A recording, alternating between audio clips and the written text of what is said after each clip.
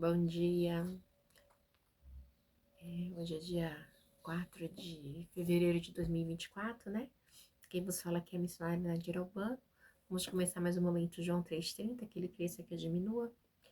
Vamos começar, como sempre, orando e agradecendo a Deus por mais este dia, amém? Meu Deus e meu Pai, em nome de Jesus, eu nessa hora entro na Tua presença santa, pedindo perdão pelas minhas falhas, pelos meus pecados, que são em número. Deus, eu te agradeço mais este dia de vida, por levantar, por andar, por falar. Porque eu sei, se eu estou aqui é porque o Senhor me sustentou. Senhor, nessa hora eu apresento também a minha família, o ministério, o chamado, tudo aquilo que você tem confiado na minha pessoa. Apresento também, Senhor, que você possa estar visitando a vida de cada um, Pai, que vai estar ouvindo essa live. Alcança o lar, a família, o ministério, entrar com cura, com libertação, com salvação. Abre as portas, Pai. Aquele pai de família, aquela mãe de família que está desempregada, que o Senhor possa abrir a porta, enviar o socorro, a providência, o alimento neste dia. Na raçuda e comanai, Senhor, que o Senhor possa queimar toda obra maligna, toda obra das trevas, Pai, todo espírito contrário de confusão, de contenda, Pai. Não sei, Pai, o que está acontecendo, mas o Senhor sabe, que o Senhor possa estar alcançando, Pai, e repreendendo, onde estiver, Pai, uma família enlutada, que o seu Espírito Santo de Deus possa estar alcançando, Pai. Aquela família que perdeu um ente querido, que o Senhor possa, Pai, consolar neste dia, Pai. Meu Deus, aquelas crianças, aquele jovem, aquele adolescente, aquele idoso, aquele senhor, aquela senhora, não sei, Pai, que está perdido, que não tem notícia há tempos, Pai, que sumiu ontem. Não sei, meu Deus, que o Senhor possa, Pai, estar visitando essa família, Pai. Que essa família possa estar recebendo notícia, Pai, que é tão difícil você ter um ente desaparecido. Você não sabe se está comendo, se está bebendo, se está frio. Porque quando morre, você sabe que está internado, mas quando desaparece, você não sabe. Meu Deus, eu não sei para quem é, mas que o Senhor possa alcançar essa família, dar uma direção, dar uma luz, dar uma resposta nesse dia em nome de Jesus. Meu Deus, visita os hospitais, visita, Pai, a ala de queimados, visita ali, Pai, pessoas com câncer, pessoas, Pai, que estão na área de tuberculose, não sei, são tantas situações, Pai, com pneumonia, pessoas que sofreram queda, quebradura, que estão com ossos quebrados, estão esperando cirurgia. Não sei, meu Deus, o Senhor sabe. Visita mulheres em hora de parto, Pai. Visita, Pai, a necessidade. Visita os hospitais, as necessidades daqueles que estão lá. Visita, Pai, ou as UTI, visita o UTI neonatal. Visita, Pai, mulheres, Pai, que estão ali precisando, Pai, de um milagre, estão precisando de uma resposta neste dia, em nome de Jesus. Visita também, Pai, os pais de família que são desempregados, que não tem o que colocar na mesa para os seus filhos. Tem aquela mãe de família que é chefe de família também. Visita nesta hora. Toca de alguém para fazer um pix, levar uma cesta. Eu não sei, meu Deus, mas o Senhor sabe. Meu Deus, são tantas necessidades, Pai. Visita os presídios, visita, Pai, a Fundação Casa, visita os abrigos, visita, Pai, ali aquele lugar onde acolhe moradores de rua, Pai. Levanta pessoas para falar do seu evangelho, para evangelizar. Deus, são tantas necessidades. Visita os três poderes executivo, legislativo, judiciário do nosso país. Visita o presidente, os governadores, deputados. Visita, Pai, as estradas, BR, os ônibus, os motoristas de carro, ônibus, van. Visita, Pai, as pessoas que estão viajando nesta hora. Guarda, cobre com teu sangue. Visita os aviões, visita no mar. Visita, meu Deus do céu, são tantas necessidades que eu posso estar visitando neste dia, Pai. É o que eu te peço, em nome do Pai, do Filho e do Espírito Santo de Deus. Amém. Amém. Que o Espírito de Deus possa falar melhor aos nossos corações. A palavra de hoje que eu senti no meu coração é a palavra que fala assim, o chamado de Jonas, né? Vocês já viram falar do profeta Jonas, o profeta fujão, né?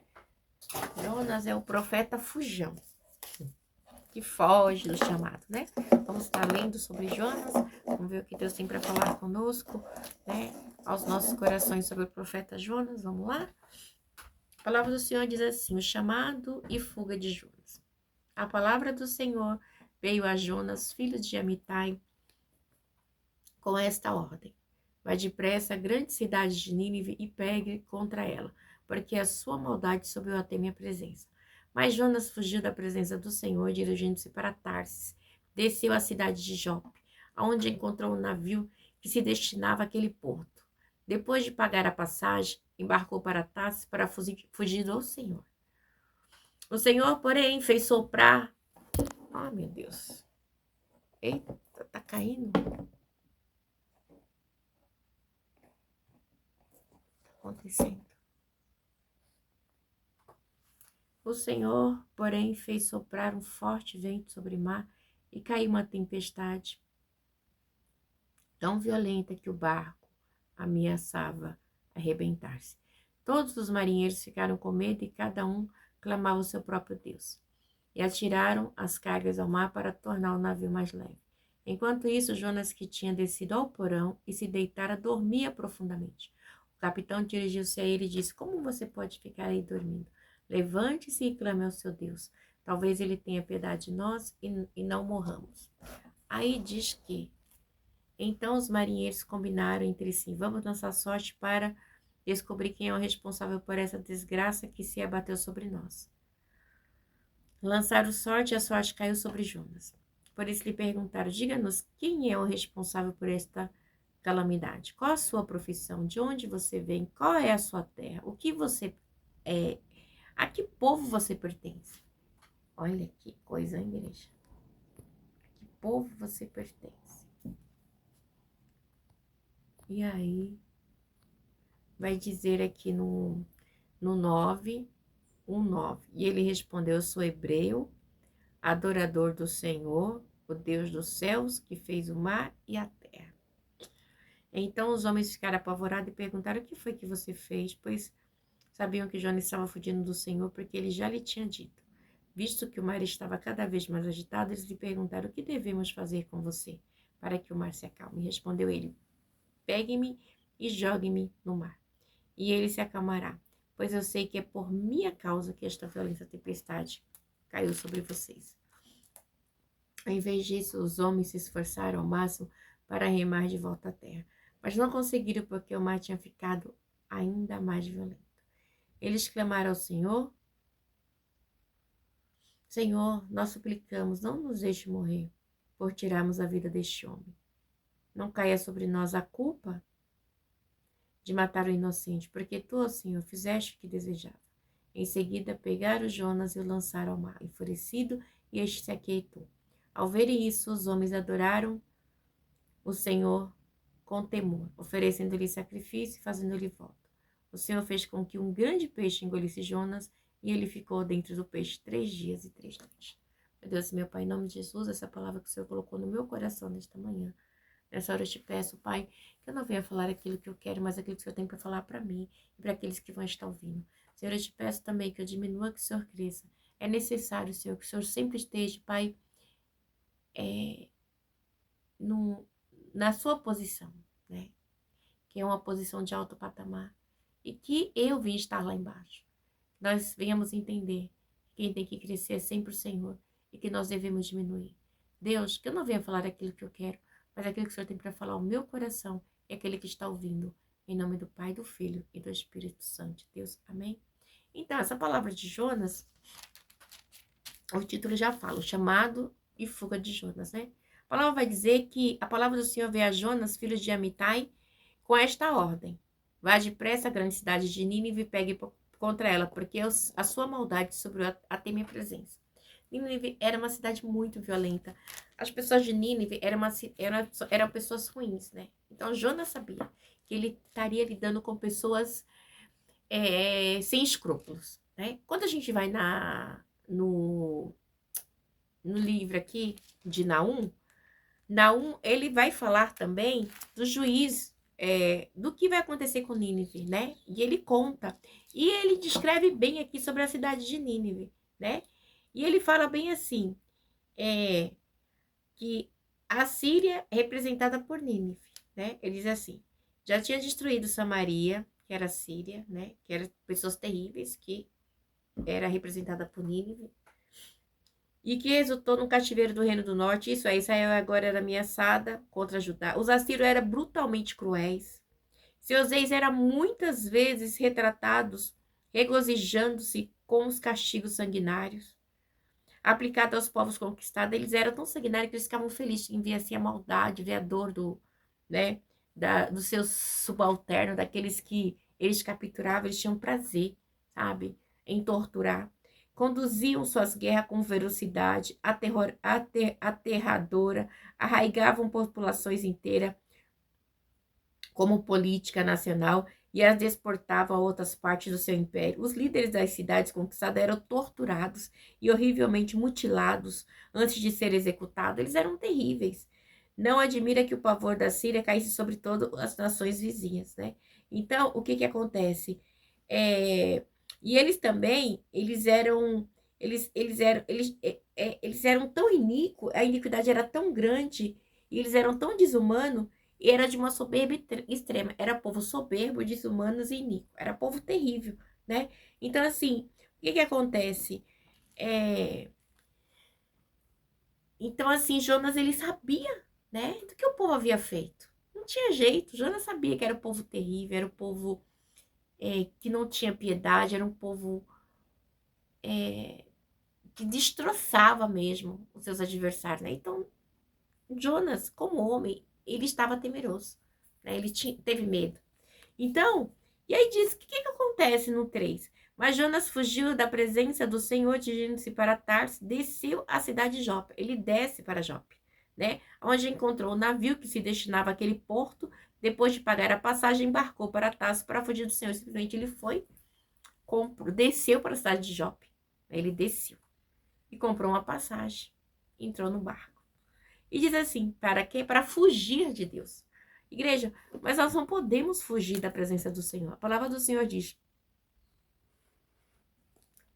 no Salmo 149, se eu estiver no mais profundo abismo, lá o Senhor vai estar. Então não tem para onde correr. Jonas desceu, mas a palavra do Senhor disse no Salmo que o Senhor vai estar lá. Porque a palavra do Senhor diz que os olhos do Senhor estão em todo lugar, contemplando os bons e os maus. Então não adianta fugir dos olhos do Senhor. Você pode fugir dos meus olhos, da vizinha, do vizinho, mas de Deus não tem como. Não tem, de jeito nenhum. Então assim, o Senhor, porém, fez soprar um forte vento sobre o mar e caiu uma tempestade tão violenta que o barco ameaçava arrebentar-se. Então, Deus, ele fez o quê? Ah, Jonas, você vai fugir? Você desceu pro barco? Você vai achar que você vai ficar lá? Aí Deus mandou um vento violento. E diz que todos os marinheiros ficaram com medo. E cada um fez o quê?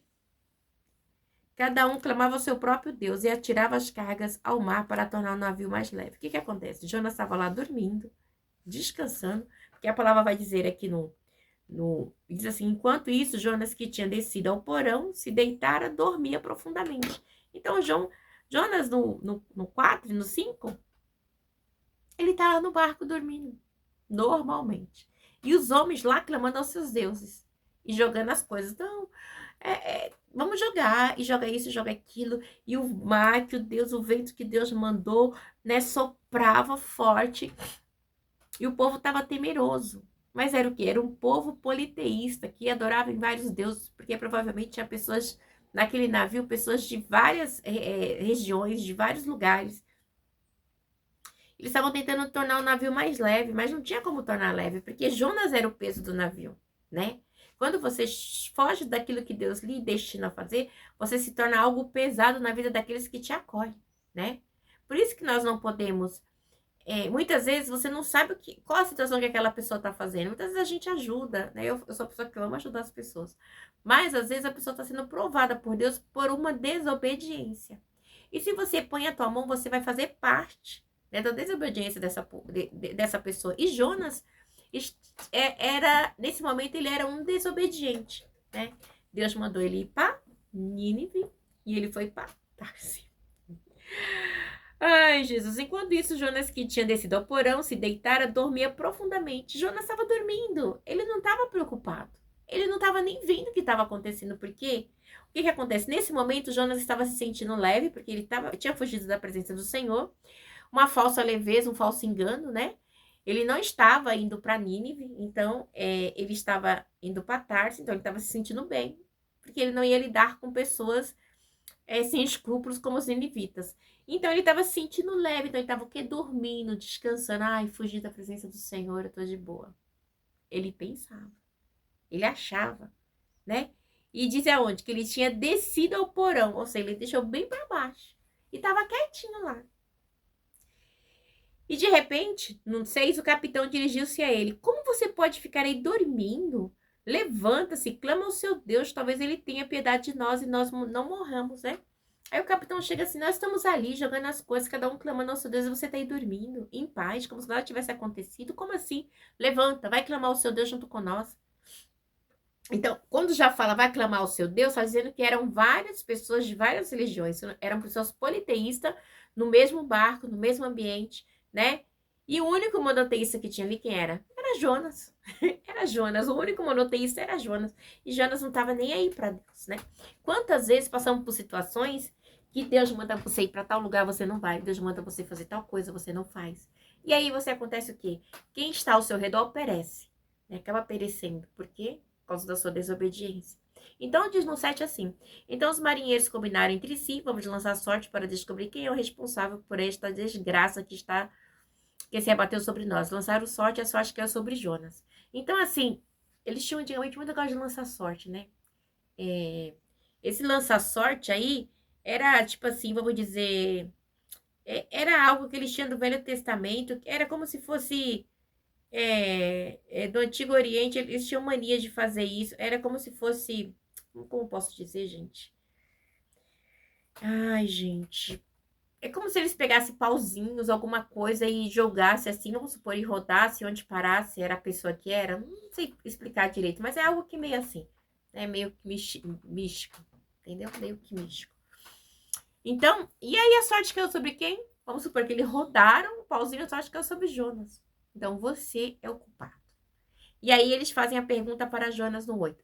Por que Por isso lhe perguntaram: diga-nos, quem é o responsável por essa calamidade? Qual é a sua profissão? De onde você vem, Jonas? Qual é a sua terra, Jonas? A que povo você pertence, Jonas?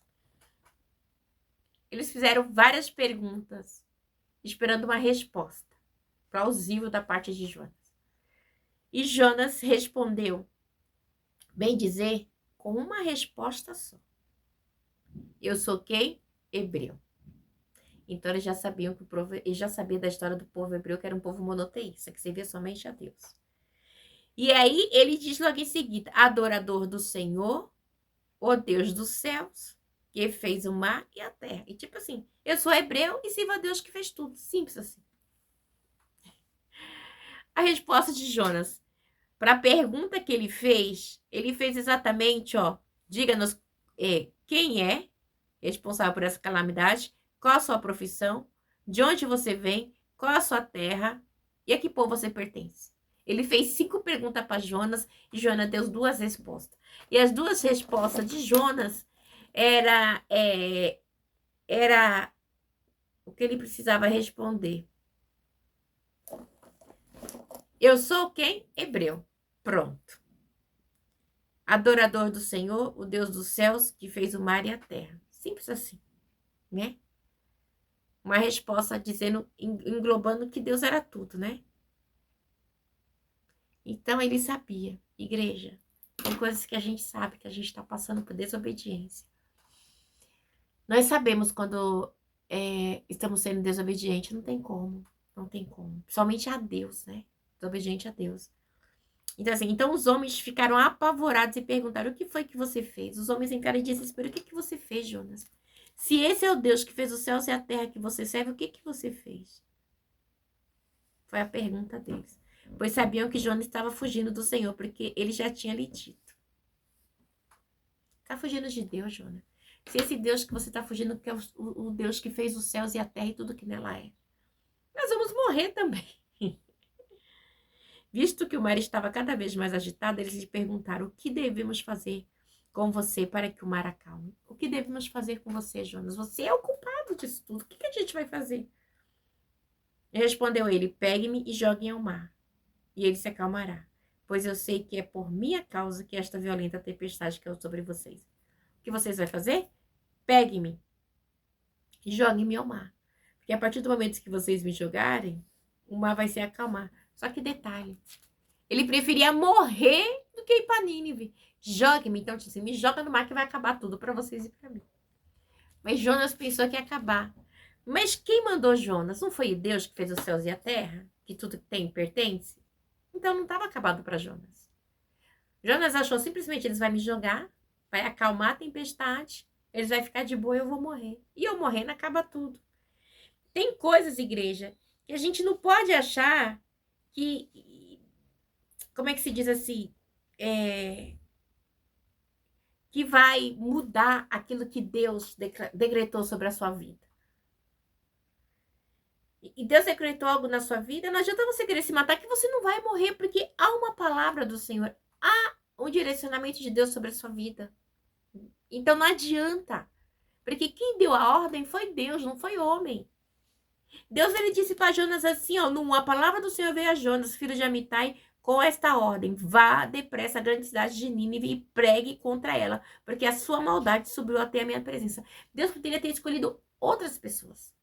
Com certeza Jonas tinha outros irmãos, tinha primo, parente, mas Deus escolheu quem? Jonas. Deus escolheu Jonas. Então era Jonas que tinha aqui. O que você tem que fazer, ninguém vai fazer por você. Se Deus mandou você interceder, se Deus mandou você orar, se Deus mandou você visitar hospitais, fazer capelania, se Deus mandou você visitar o presídio, se Deus mandou você pregar na praça, se Deus mandou você interceder na igreja, se Deus mandou você dobrar o joelho, eu não sei o que Deus mandou você fazer.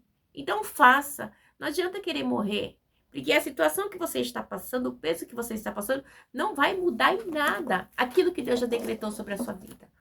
Você está entendendo? Aquilo que Deus decretou está decretado. Aquilo que Deus falou está falado. Você não está negociando com seu esposo, com seu filho, com qualquer um. Você está negociando com Deus. E quando Deus declara, não tem negociação. Declarou, está declarado, está falado, porque ele é o Deus. Jonas mesmo disse aqui, ó, no 9. Ele respondeu: eu sou hebreu, adorador do Senhor, o Deus do céu, que fez o mar e a terra. Então tudo pertence a Deus. Então, assim, Jonas poderia ir para qualquer lugar. Igual ele foi para dentro do mar, mas não morreu. Porque o mar pertence a Deus. Né? E essa violência caiu sobre nós. E aí diz que, no 13, né? Que ao invés disso, os homens se esforçaram ao máximo para remar e voltar à terra. Eles não queriam jogar do Jonas dentro d'água, né? Sobre o mar. Aqueles homens ainda, devido a toda a situação, eles ainda eram pessoas empáticas, né? Eles estavam na situação ali do vento contrário, eles ainda estavam lutando com Deus para Jonas não morrer, né? E aí, diz assim no 13, ao invés disso, os homens se esforçaram ao máximo para remar de volta à terra, mas não conseguiram porque o mar tinha ficado ainda mais violento. Então Deus falou assim, não, eu lancei uma palavra. Não adianta vocês quererem lutar contra mim, a natureza tudo me pertence. O vento, o mar, vocês e tudo que nela há me pertence. Então eu falei com Jonas. Eles clamaram ao Senhor, Senhor, nós suplicamos, não nos deixe morrer por tirarmos a vida deste homem. Não caia sobre nós a culpa de matar o inocente, porque tu, ó Senhor, fizeste o que desejavas. Então, assim, Deus desejou, eles sabiam. Senhor, a gente não quer tirar a vida dele. Mas se o Senhor deseja que nós lancemos ele ao mar, a gente vai lançar. Porque o Senhor está desejando, meu Deus, então vamos lançar.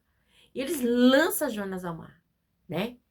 Porque o mar tinha ficado revolto, porque Deus falou assim, Jonas, de um jeito ou de outro você vai fazer o que eu te declarei. O que eu declarei está declarado. Jonas não adianta, né?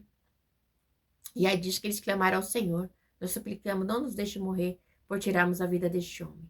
Não caia sobre nós a culpa de matar o inocente, porque tu, ó Senhor, fizeste o que era desejado, né? Então, o que acontece? Em seguida, pegaram Jonas e o lançaram ao mar enfurecido e este se aquietou. Quando eles lançaram Jonas, automaticamente o mar aquietou. Por quê? Porque Deus tinha um propósito nessa situação. Já que vocês não vão lançar, eu vou chacoalhar todo mundo junto, né?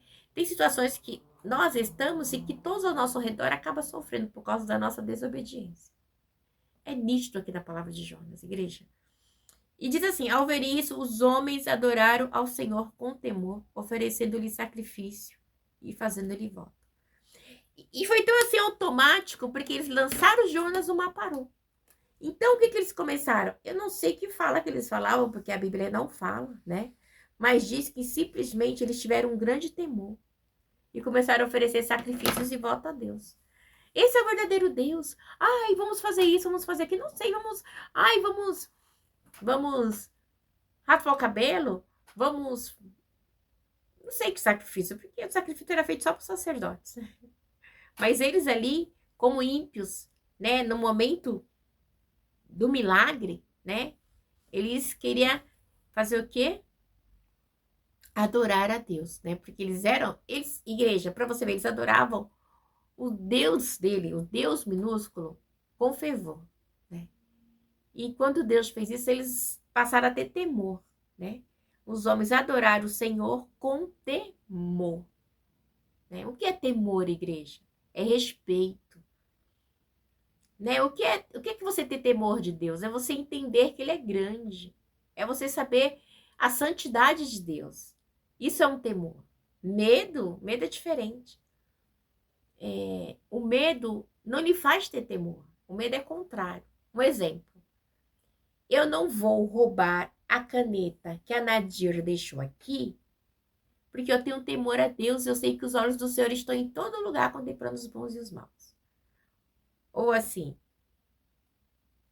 eu vou roubar essa caneta porque ninguém está vendo, mas eu tenho medo que alguém veja. Ninguém está vendo, você tem medo. Mas ninguém está vendo. Mas os olhos de Deus estão vendo.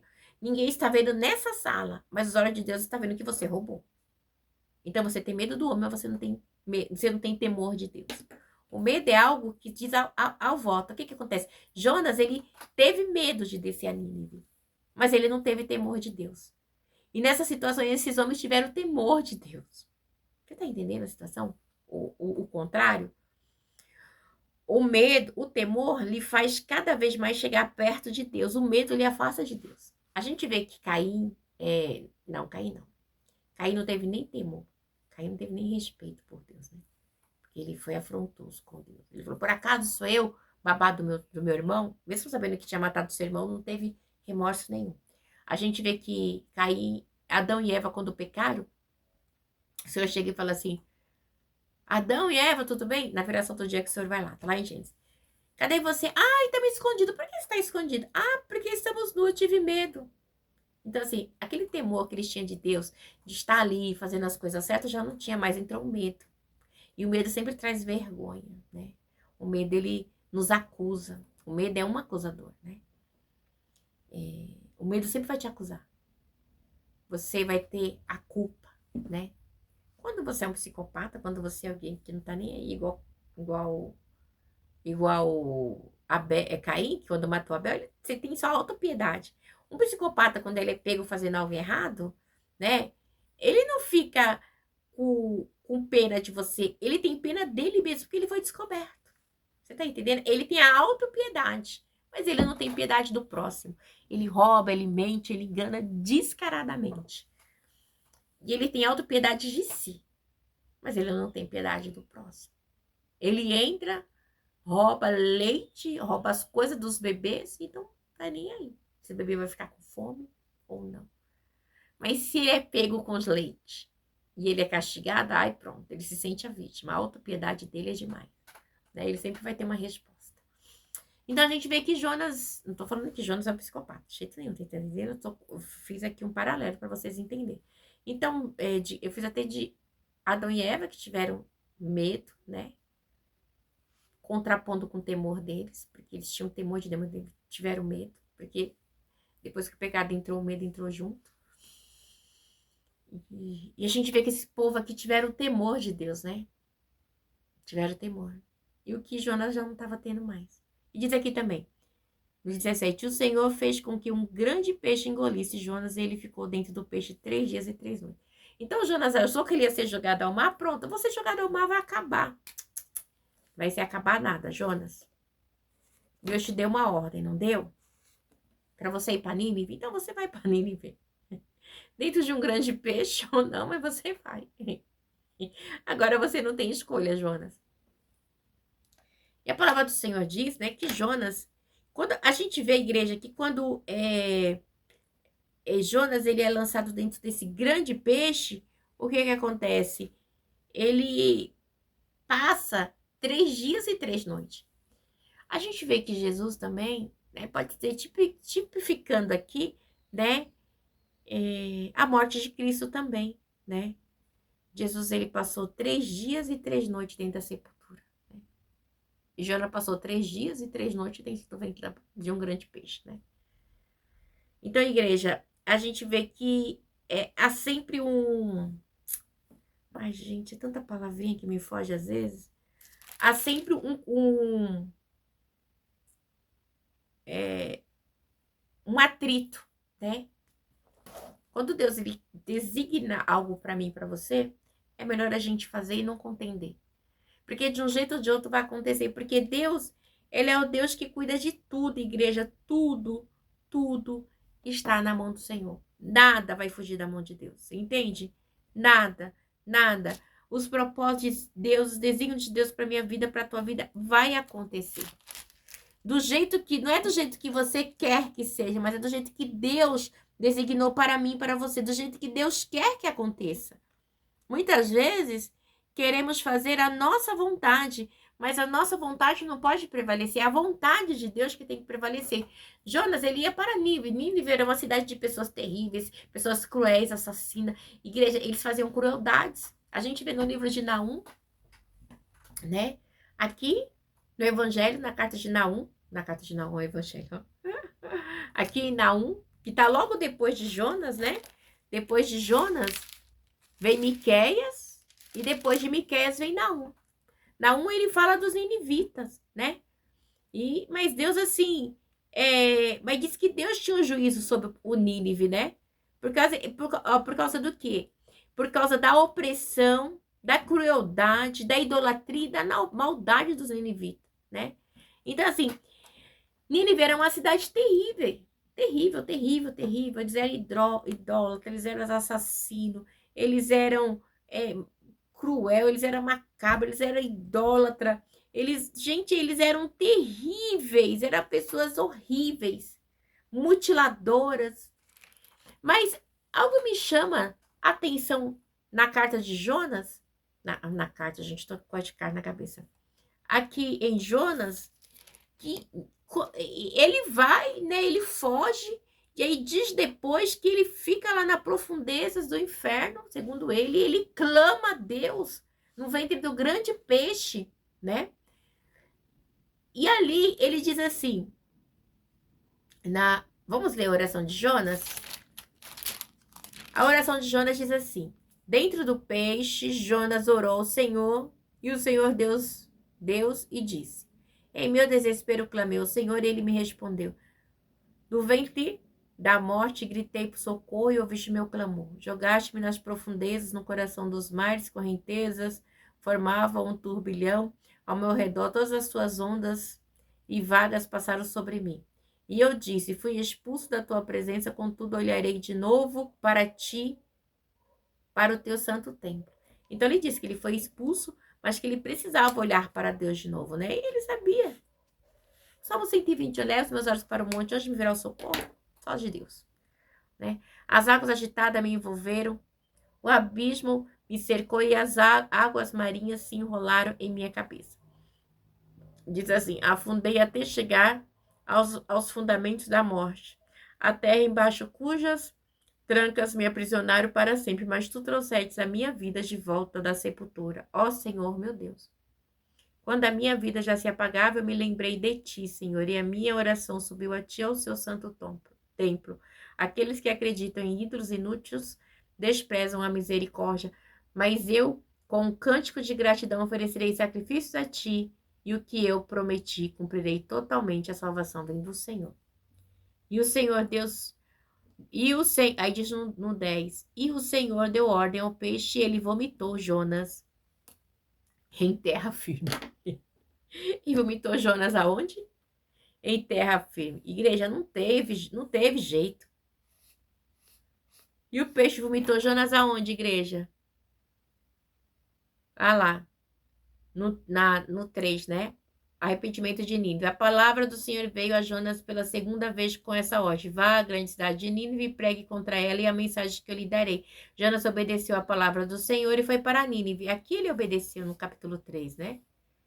E era uma cidade muito grande, sendo necessário 3 dias para percorrê-la. Jonas entrou na cidade e percorreu durante um dia, proclamando.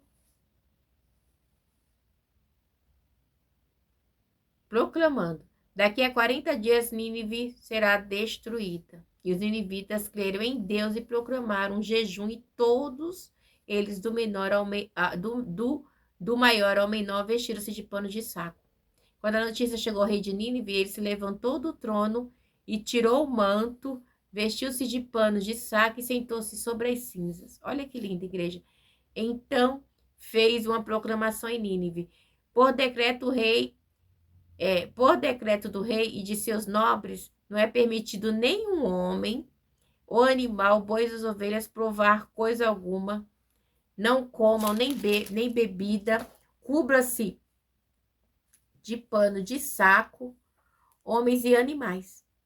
Olha só. E todos clamem a Deus, e todos clamem a Deus com toda a sua força. E deixe, olha só, igreja, que coisa linda. Olha a ordem. Olha a ordem do rei. O rei teve temor, né? E todos clamem a Deus com todas as suas forças e deixe os maus caminhos e a violência. Talvez Deus se arrependa e abandone a sua ira e não sejamos destruídos.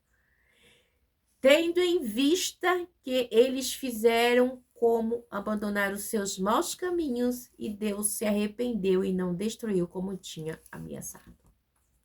Então, Jonas pregou ao povo de Nínive, aquele povo terrível, e aquele povo se arrependeu. E os 40 dias que Deus disse que ia destruir a cidade de Nínive, Deus não destruiu, né? Porque houve o que? Arrependimento. Eles adoraram ao Deus, né? Então, igreja, essa foi a palavra que Deus colocou no meu coração para ti nesta manhã, né? A gente vê que no 4, depois Jonas ficou chateado porque Deus se arrependeu de não ter destruído Nínive, tá bom? E aí Deus diz assim no 11, contudo Nínive tem mais de 120 mil pessoas que não sabem nem distinguir a mão direita da esquerda, além de muitos rebanhos, não deveria ter pena deste grande povo? Deus fala para Jonas, né? No 4:11. Então Deus disse, eu tive pena de Nínive, porque eles não me conhecem, né? Mas eles se arrependeram naquele momento. Mesmo que depois Nínive foi destruída, que era a Síria, porque depois eles voltaram para o seu mau caminho. Mas nesse momento, Deus não destruiu, né, o povo de Nínive. Então, assim, se arrependa. Quando nós nos arrependemos do nosso mau caminho, né, Deus, ele vem, porque ele é aquele que sonda o coração do homem, né, e ele muda o cenário. Do mesmo jeito que Deus mudou o cenário para o povo de Nínive que se arrependeu, neste momento, foi algo transitório. Neste momento, eles não foram destruídos, futuramente não vai dizer da destruição deles, mas aqui em Jonas não foi, né? E Jonas entendeu que ele tinha que adorar a Deus, né? Que era o único Deus, amém? Você, adore este Deus. Aquilo que ele tem decretado para você, os desígnios de Deus para a tua vida vai se cumprir. Não desobedeça a palavra do Senhor. Não desobedeça. Não desobedeça. Porque você pode ser jogada dentro de um grande peixe, igual Jonas foi. Ficar 3 dias e 3 noites no ventre de um grande peixe. E Deus te vomitar onde Ele quer que você esteja para fazer aquilo que Ele decretou na tua vida, amém? Que você venha ter um dia abençoado e que a paz e a graça de Jesus Cristo esteja sobre a sua vida hoje e sempre, amém? Deus abençoe. Um bom dia, um bom domingo.